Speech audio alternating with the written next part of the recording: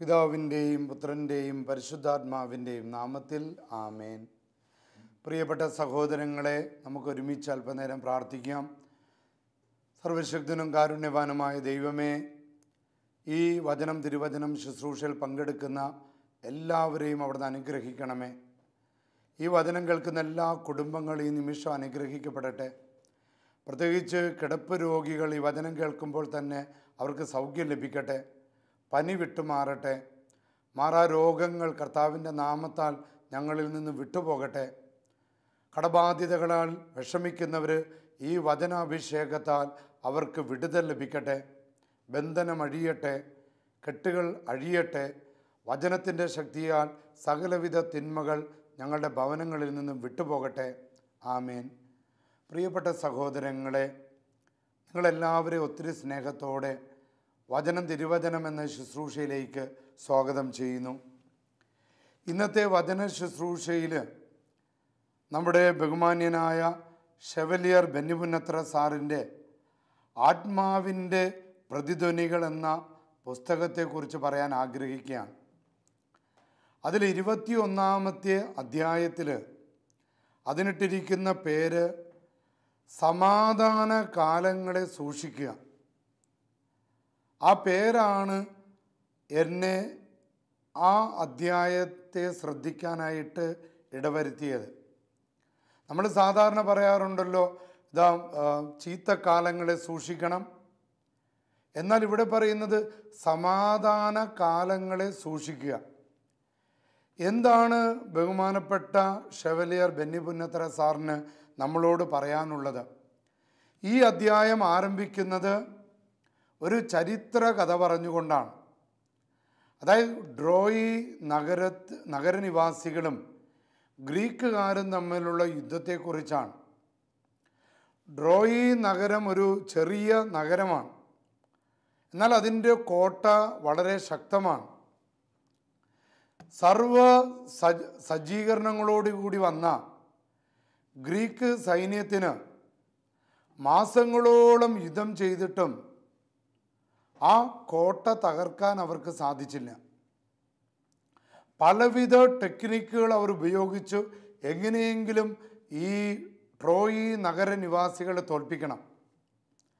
എന്നാൽ തങ്ങൾക്ക് ശക്തമായ ഒരു കോട്ടയുള്ളത് കൊണ്ട് അവർ സർവശക്തിയുമെടുത്ത് ഗ്രീക്ക് സൈന്യത്തിനെതിരെ പടപൊരുതി. ഏറ്റവും അവസാനം ഗ്രീക്കുകാർ ഒരു തന്ത്രം പ്രയോഗിക്കുകയാണ്.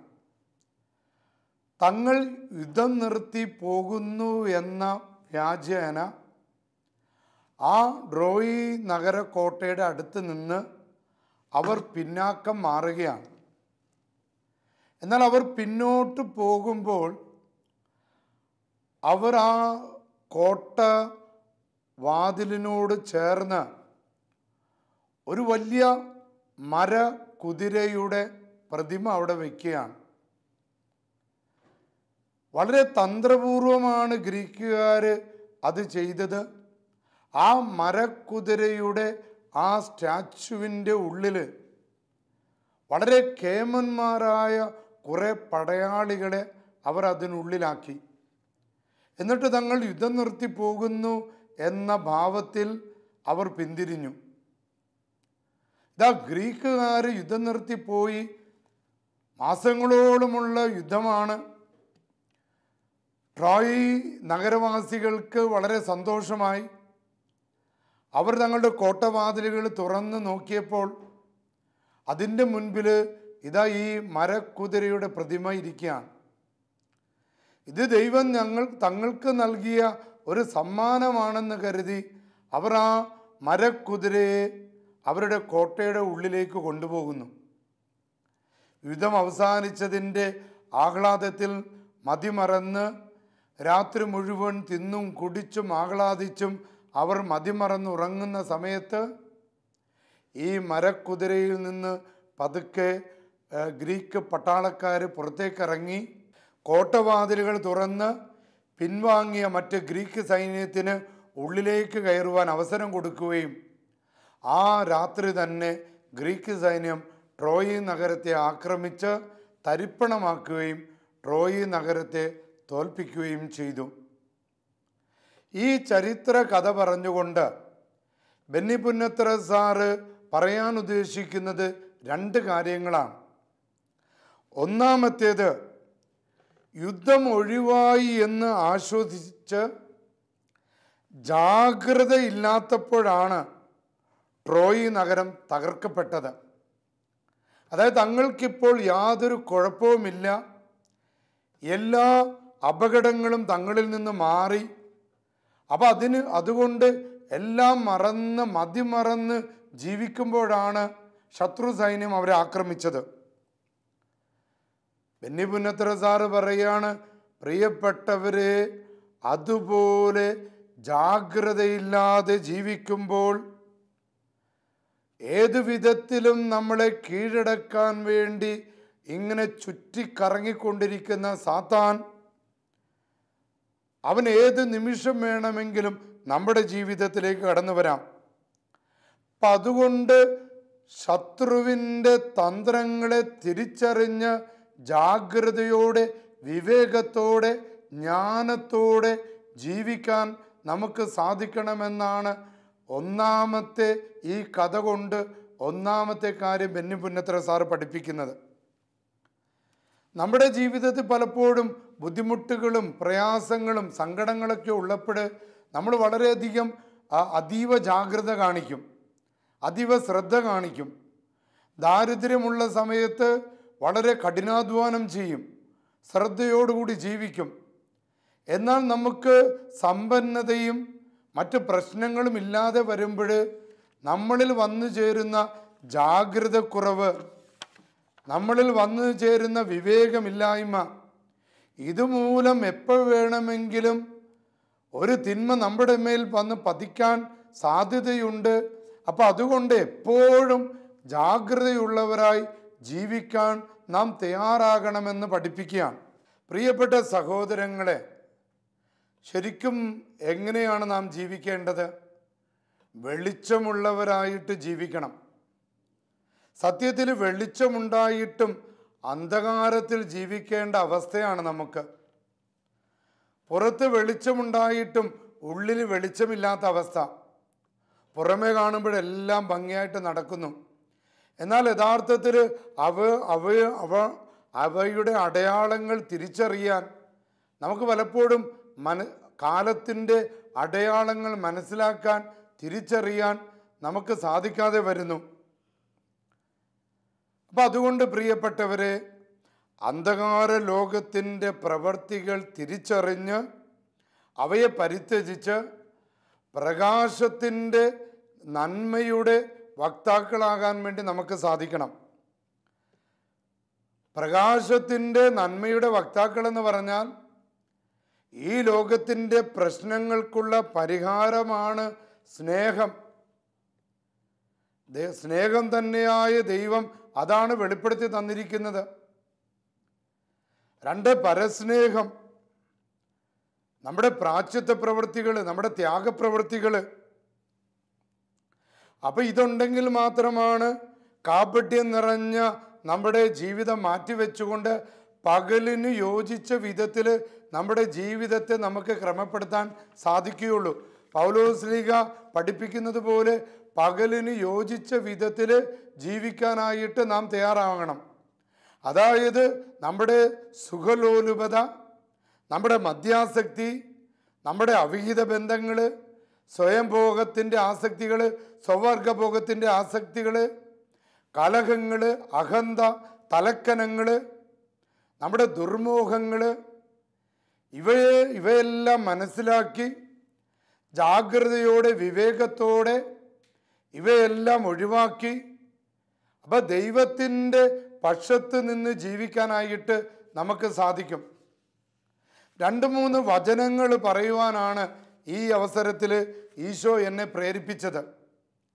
ഒന്നാമത്തെ വചനം ഇതാണ്: നാം ഈ തിന്മകൾക്ക് അടിമപ്പെടുകയാണെങ്കിൽ, പ്രത്യേകിച്ച് കാലത്തിൻ്റെ അടയാളങ്ങൾ തിരിച്ചറിയാതെ ഈ ലോകത്തിൻ്റെ തിന്മയുടെ വശത്താണ് നാം മാറുന്നതെങ്കിൽ നമ്മുടെ മനസ്സിൻ്റെ സമാധാനം കെട്ടുപോകുമെന്ന് വചനം പറയുന്നുണ്ട്. ഉദാഹരണത്തിന്, ഉൽപ്പത്തി പുസ്തകം 4-ാം അധ്യായം 5 മുതൽ 7 വരെ. കായന്റെ ദുഷ്ടത നിമിത്തം അവൻ്റെ കാഴ്ചവസ്തുക്കളിൽ ദൈവം പ്രസാദിച്ചില്ല. കാരണം അവൻ്റെ ആ കാപട്യമാണ് അത് ദൈവം പ്രസാദിക്കുന്നതിന് തടസ്സമായത്. ഇതുമൂലം എന്താണ് സംഭവിക്കുന്നത്? ഇത് അത്യധികം കായനെ കോപിപ്പിച്ചു. അതായത് കായനെ നോർമൽ അല്ലാതാക്കി മാറ്റി. അവൻ്റെ മുഖം കറുത്തു. കർത്താവ് കായനോട് ചോദിക്കുകയാണ്, നിന്റെ മുഖം വാടിയിരിക്കുന്നത് എന്തുകൊണ്ട്? ഇങ്ങനെ ഇത്രമാത്രം സൗഭാഗ്യങ്ങളും ഇത്രമാത്രം സൗകര്യങ്ങളൊക്കെ ഉണ്ടായിട്ടും എന്തുകൊണ്ടാണ് നിന്റെ മുഖം വാടിയിരിക്കുന്നത്? കർത്താവ് ഒരു ഉപദേശം കൊടുക്കാൻ, ഉചിതമായി പ്രവർത്തിച്ചാൽ നിന്റെ കാഴ്ചകളും സ്വീകരിക്കപ്പെടും. അപ്പോൾ ഉചിതമായി പ്രവർത്തിച്ചാൽ നീ ദൈവത്തിനും ലോകത്തിനും സ്വീകാര്യമുള്ളവനായി മാറും. ഒരു തിന്മയും നിന്റെ ജീവിതത്തിൽ പ്രബലപ്പെടുകയില്ല. രണ്ടാമത്തെ ഒരു വചനം, നാം നന്മയുടെ വക്താക്കളാകുമ്പോൾ, ജ്ഞാനത്തിൻ്റെ പുസ്തകം 5-ാം അധ്യായം 20 മുതൽ 23 വരെ പഠിപ്പിക്കുന്നത്, നീചന്മാർക്കെതിരെ യുദ്ധം ചെയ്യാൻ സൃഷ്ടി മുഴുവൻ കർത്താവിൻ്റെ പക്ഷത്ത് അണിനിരക്കും.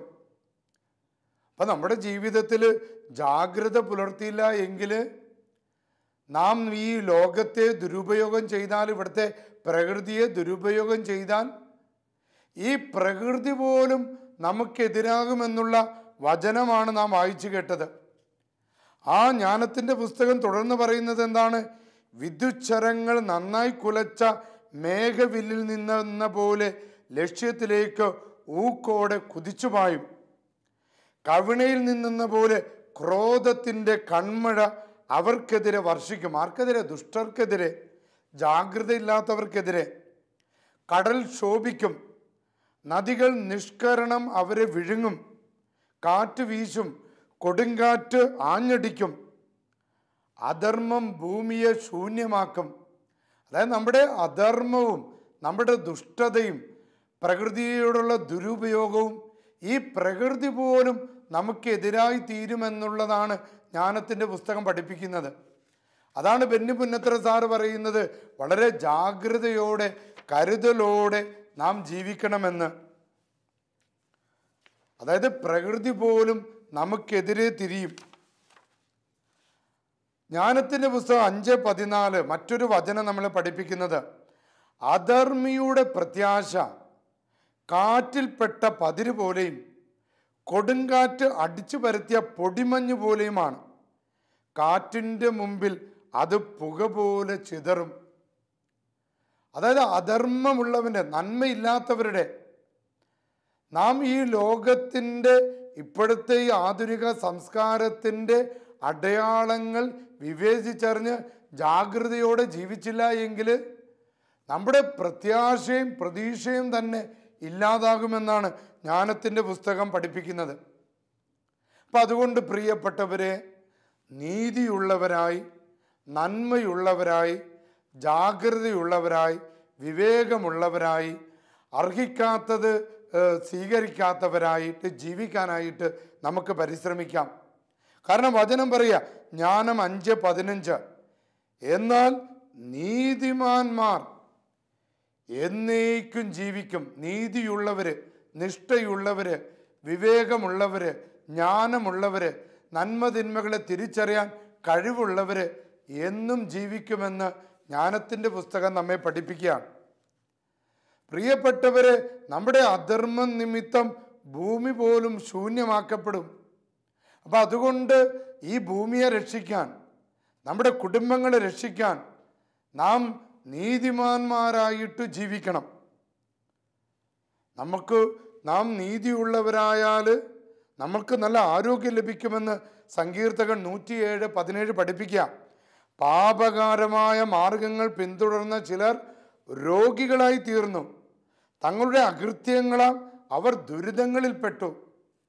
അപ്പം നമ്മുടെ ശാരീരികമായ ആരോഗ്യത്തിനും നമ്മുടെ മാനസികമായ ആരോഗ്യത്തിനും നമ്മുടെ ആത്മീയമായ ആരോഗ്യത്തിനും നമ്മൾ അധർമ്മങ്ങളൊക്കെ ഉപേക്ഷിച്ച് ജാഗ്രതയുള്ളവരായി ജീവിക്കാൻ നമുക്ക് പരിശ്രമിക്കാം. വിവേകമുള്ളവരായി ജീവിക്കാൻ പരിശ്രമിക്കാം. അതാണ് നമ്മൾ ഓർക്കും, എല്ലാം നന്നായിട്ട് പോകുന്നു, സമാധാനത്തിൻ്റെ കാലമാണല്ലോ. ഈ കാലഘട്ടത്തിൽ പോലും ജാഗ്രതയുള്ളവരാകണമെന്ന് നമ്മുടെ ഷെവലിയർ ബെന്നി പുന്നത്തറ സാറ് പഠിപ്പിച്ചതുപോലെ പ്രിയപ്പെട്ട സഹോദരങ്ങളെ, നമ്മുടെ അനുദിന ജീവിതത്തിൽ വിവേകത്തോടും കൃപകളോടും ജ്ഞാനത്തോടും കൂടി നമുക്ക് ജീവിക്കാം. സർവശക്തനായ ദൈവം ആ മേഖലകളിൽ നമ്മെ ശക്തിപ്പെടുത്തട്ടെ. കർത്താവെ, ഞങ്ങൾ പ്രാർത്ഥിക്കുന്നു, ആധുനിക ലോകത്തിലെ തിന്മകളിൽ നിന്ന് ഞങ്ങൾ രക്ഷിക്കപ്പെടട്ടെ. കാലത്തിൻ്റെ അടയാളങ്ങൾ തിരിച്ചറിയാനും പരിശുദ്ധാത്മാവിൻ്റെ ജ്ഞാനവും വിവേകവും ലഭിച്ച് ധർമ്മമുള്ളവരായി അധാർമികത വെടിഞ്ഞ് വിശുദ്ധിയിൽ ജീവിക്കാൻ ഞങ്ങളെ സഹായിക്കണമേ. കർത്താവേ, ഈ വചനപ്രഘോഷണത്തിൻ്റെ ശക്തിയാൽ രോഗികൾ സൗഖ്യം പ്രാപിക്കട്ടെ, പ്രകൃതി സന്തുലിതമാകട്ടെ, ഞങ്ങളുടെ കുടുംബങ്ങളും ഞങ്ങളുടെ തലമുറകളും അനുഗ്രഹിക്കപ്പെടട്ടെ. സർവശക്തനായ ദൈവം പിതാവും പുത്രനും പരിശുദ്ധാത്മാവും നിങ്ങളെ അനുഗ്രഹിക്കട്ടെ. ആമേൻ.